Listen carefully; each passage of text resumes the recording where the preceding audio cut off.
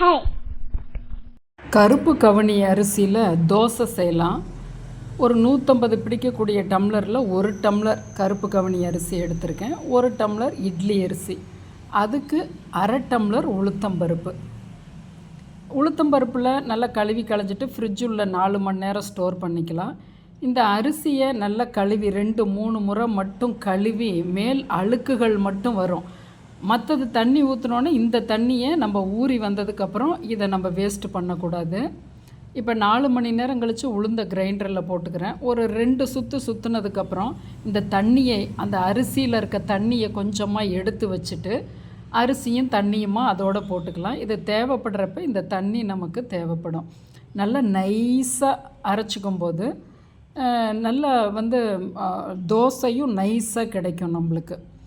தோசையில் கண்டிப்பாக இது நிறமி மட்டும்தான், எந்த வித்தியாசமுமே நமக்கு தெரியாது. நைஸாக அரைச்சிட்டோம், கல் உப்பு போட்டு கரைச்சி வச்சுக்கிறோம். வெதருக்கு தகுந்தது போல் குளிர் நேரமாக இருந்தால் 12 மணி நேரம் ஆகும், வெயில் நேரமாக இருந்தால் 8 மணி நேரத்தில் புளிச்சு வந்துடும். அந்த தண்ணியே போட்டு தேவையான தோசை வார்த்தோன்னா எவ்வளோ அந்த கன்சிஸ்டன்சிக்கு போட்டு கரைச்சி வச்சுட்டோம். இப்போ நான் 10 மணி நேரம் கழித்து பார்க்குறேன், இது பெரிய அளவுக்கு ரொம்ப ஃபர்மெண்ட் ஆகி வராது, கொஞ்சம் அது அடர்த்தி ஜாஸ்தி.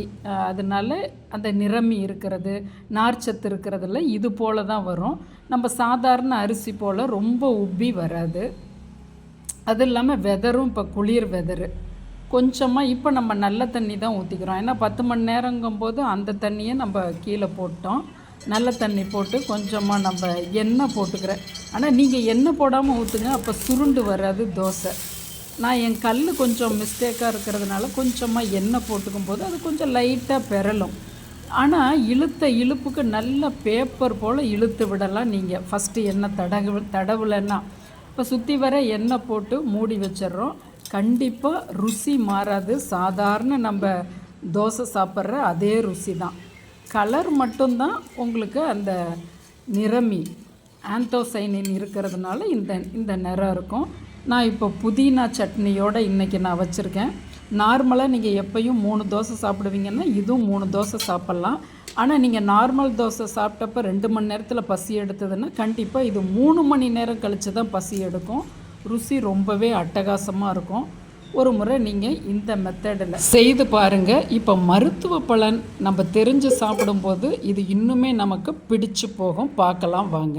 இன்றைக்கி நாம் எடுத்திருக்க இந்த கருப்பு கவனி அரிசியில் மற்ற நம்ம நார்மல் அரிசிகளை விட இதில் என்ன அவ்வளவு ஒரு முக்கியமாக இருக்குன்னா, இதில் இருக்கக்கூடிய அந்த நிறமி தான், அந்த பிக்மெண்ட்டு தான், அந்த இயற்கை நிறம் தான். அதுக்கு பேர் ஆந்தோசைனின் அப்படின்னு சொல்கிறது. இந்த இயற்கையான நிறமி நமக்கு நல்ல நோய் எதிர்ப்பு சக்தியை கொடுக்குது. புற்றுநோய் செல்கள் உருவாகாமல் தடுக்குது. புற்றுநோய் வந்தவங்களுக்கும் மருந்தாக இருக்குது. நார்ச்சத்து கொஞ்சம் கூட இருக்குது. ஆனால் இதை சாதமாக செய்யும்போது அது ஒட்டி பிடிக்காது. குழம்பு, ரசம் இதெல்லாம் ஒட்டி பிடிக்காது. அதனால நாம் இன்றைக்கி தோசையாவோ இட்லியாவோ செய்திருக்கோம். அப்போ அது கொஞ்சம் டைஜஷன் மெதுவாகும். அப்போ நீரிழிவுகாரங்களுக்கு நம்ம சாப்பிட்ற உணவு டக்குன்னு போய் ரத்தத்தில் கலக்கக்கூடாது. அது இதில் கொஞ்சம் நார்ச்சத்து அதிகமாக இருக்கிறதுனால கொஞ்சம் மெதுவாக போய் ரத்தத்தில் கலக்குது. அதுபோல் உடல் எடை குறையணுங்கிறவங்களுக்கெல்லாம் உங்களுக்கு கொஞ்சம் பசி எடுக்கிறது கொஞ்சம் கம்மிப்படும். ஆனாலும் இந்த இயற்கை நிறமி மற்ற பொருட்கள்லையும் இருக்குது. நம்மளது அந்த சனி பகவானுக்கு கொடுக்கக்கூடிய அந்த சங்குப்பூன்னு சொல்கிறோமே அதில் இருக்குது. அதே போல் நாவல் பழத்தில் இருக்குது. வயலட் கலர் கத்திரிக்காயில் இருக்குது. அந்த பர்பிள் கலர் முட்டைக்கோஸில் இருக்குது. இது எல்லாமே நீங்கள் சாப்பிட்டு வரும் பொழுது உங்களுக்கு நல்ல நோய் எதிர்ப்பு சக்தி கண்டிப்பாக கொடுக்கும்.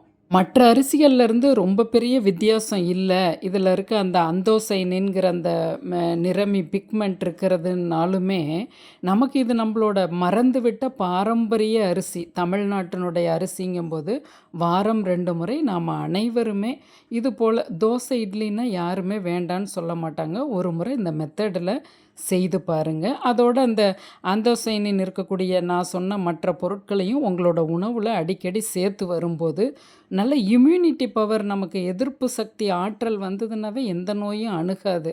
அதனால் இந்த கலர் உள்ள காய்கறிகளை, பழங்களை நீங்கள் சாப்பிடுங்க. இப்போ நாம் கருப்பு கவனி அரிசியோட இது சார்ந்த மற்ற விஷயங்களையும் நம்ம இந்த ஒரே வீடியோவில் பார்த்துட்டோம்.